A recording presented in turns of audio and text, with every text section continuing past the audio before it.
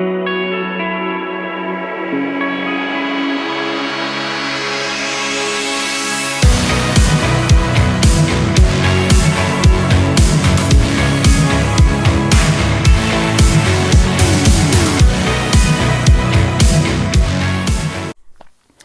morning. If this is your first time, welcome to my channel.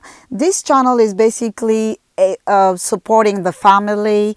We discuss everything that we can do to become less stressed. We talk about finances, we talk about love, stories, children, how we can better raise them. So if this is your first time, welcome. So basically we are giving advices, and this month we're focusing on children. Imagine your child coming to you and saying, "Hey, daddy, mommy, I need a cell phone because my friends are using a cell phone." Now, are you prepared or are you ready to give a cell phone to your child? I am not going to ask you or tell you when is the right time, but you should be able to understand if you need to buy a cell phone for your child or not, because every family is different. As parents, we want to be able to encourage our children to build confidence on how they manage their attention, their emotions, their relationship with us, their relationship with the neighbor, their relationship with God. Having a cell phone can have a major impact on all those things. So it's very important for us to be aware. Awareness is the first step. We need to educate ourselves to know what we need, how to better prepare our students, our children. We need to know the advantages and the inconvenience that the cell phone can give. We also know that when a child has a cell phone, they can communicate with the entire world, because sometimes they can receive a message that you might not see. So how do you prepare them mentally and tell them, hey, this is considered inappropriate, this is considered appropriate? And also we all know that cell phones have a camera video for them to take a picture. Now, if they're on a video call with a friend and they're not dressed appropriately and they think, oh, it's not a big deal, I'm talking to my friend, the friend on the other end can take a screenshot. We had issues like that. So we need to understand that. People ask me, what is the appropriate age to give a cell phone to a child? I am not going to give you the age because it depends. We had some 10-year-olds who received a cell phone and did great, and some 17-year-olds who did not do great. So you know your kid. You need to understand. You need to wait. Try to understand, do I have more doubts and fears than trusting my child? If your doubts are bigger than your trust, then hold off and try to help your child first. And also, I don't understand some of our parents. What is this idea of spending a fortune in buying a phone for a child? I mean, if you have a lot of money, hey, go for it. That's awesome.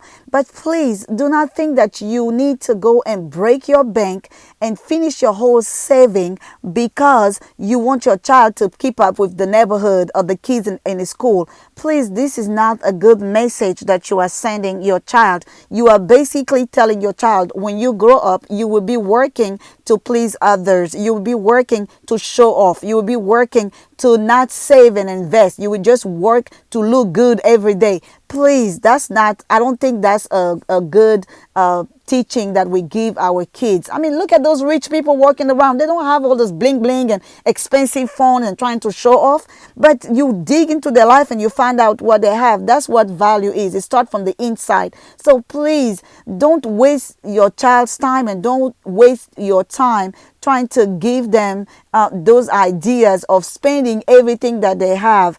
It is very, very, very sad to hear that. Like I said earlier, now, if you have a lot of money and you can spend $2,000 on a phone for your child, that's fine. But as for me, I will invest and try to save everything I have for my child. And I hope that some parents are doing that, because we had people who grew up with rich parents, and when the parents pass away or the parents loses their job, that's it. There's nothing that they can do. Everybody loses everything. There were no investment in place to support the child. So please, let's keep that in mind.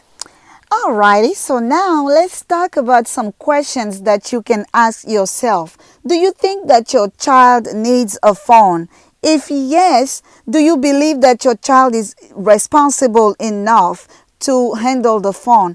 Are you ready to put some time aside to teach your child on how to better use their phone? You need to understand, do you have that time? Are you ready to put the time aside to really educate them and make them understand? Because if you don't, guess what? The street will teach them how to use their phones. So it's very, very, very important for you to be ready for that. So we had stories of young girls talking to their girlfriends and thinking, oh, it's no big deal. I can have a video chat while I have my new bra on because it's okay. And the friend on the other side takes a screenshot of the girl and send it to all the boys at school. Now you have to deal with that emotional trauma that comes with that as well. But imagine if you took the time to talk to your child and prepare them for that. So what will the phone be used for? So is it to call home, to check in, to use for homework, to connect with their friends, to play some video games? So please don't assume and say, oh, you know what, I have a phone, so my child should know how to use the phone. No, this is not how it works with your kid. So you need to take the time to understand and support your child. And also, please, are you taking the time to discuss with your child the appropriate ways to communicate with people when they're calling, when they're sending text messages, when they're posting a social media post? How are they using the phone? And have they seen someone misusing the phone? If yes, what were the consequences? And also, we need to have our children understand the etiquette associated with the use of the phone. You have children talking to their parents at the dinner table and playing on their phones, gigi-gagaing, talking to their friends while the parents are talking to them. Please, this is unacceptable. Yes, we need to understand that eating together at a table can improve the parent and the child relationship and give our children a sense of stability and connectedness. We want them to be able to communicate with their parents. We want to be able to talk. But if mom, dad, the kids, everybody are on their phone, how are you having this bond with your family members? And also, do you have the security in place? Because, we talked about malware, phishing. Look at the other two videos that we had the last 2 weeks so you can understand how to better protect your home, because that's important as well. Yes, I also went ahead and added those links in the description box below. And also, if you are a parent who has a wonderful child who loves to help you and you tell everybody around you, yes, my child is great with technology. Yes, that's awesome. But that does not mean that you sold your parental rights to your child. If that same child comes and asks you about an app, a website that their friends are using, please take the time to go online. Don't just tell them, oh yes, go ahead, I trust you. Yes, maybe the app look nice or good, but you don't know what is inside or what it can cause. So go online and research. Hey, what are the inconveniences of this app? And then they will tell you what are the negative review on this app. Then you can read so you can make a sound judgment. Don't just sit there and say, oh, because my child is great with technology, I'm not good, it's okay, go ahead. No, please, they were not on earth for that long, so they need you to step in and help them. And as you're doing your research, you can go ahead and talk to some other parents. It's okay to ask around in order to understand what's going on. Also, as parents, we want our children to be leaders. We want them to be responsible. We want them to be accountable. Did you take the time to sit with your child in order for your child to understand when to put the phones away?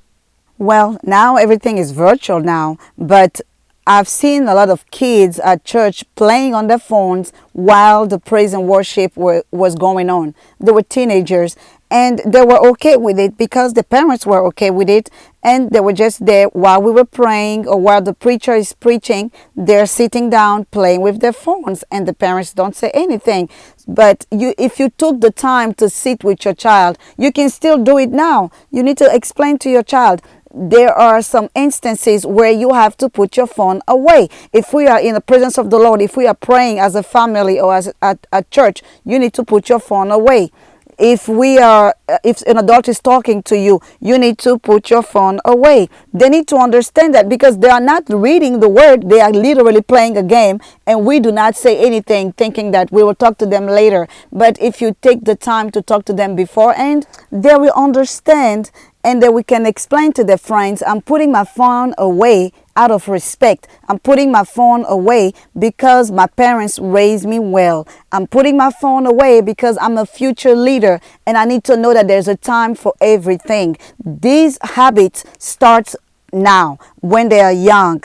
It is not advisable for kids to be on the phone while it is charging, even for adults. So did you take the time to speak to your child and tell them at what percentage they need to stop everything on the phones and charge them? And also, you need to tell them where to charge the phones. They don't know. We have a lot of parents being stressed out every day. Who took my charger? What happened to my charger? If you have a spot in the house, it's your house, for them to charge their phones, then we know where to charge it, and then we know to turn it off. Then we know when it's the time for their phone to be charged. You need to take the time to tell them that, because they don't know. So next thing you know, you have a bunch of chargers that are messing up in the house because there was not any type of organizations from the beginning. And some children are shocked when I tell them you are not supposed to charge your phone in the bathroom. They're like, well, my mom is okay with it. No, your mother doesn't even know. It's dangerous. So please, parents, let's take the time to talk to our children. They don't know. They think it's okay unless we point it out to them. I remember one of my friends. She's the only one I can remember of.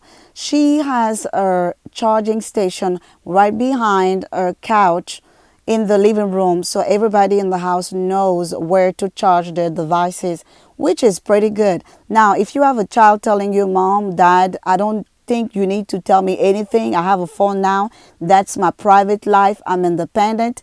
I have a response for that.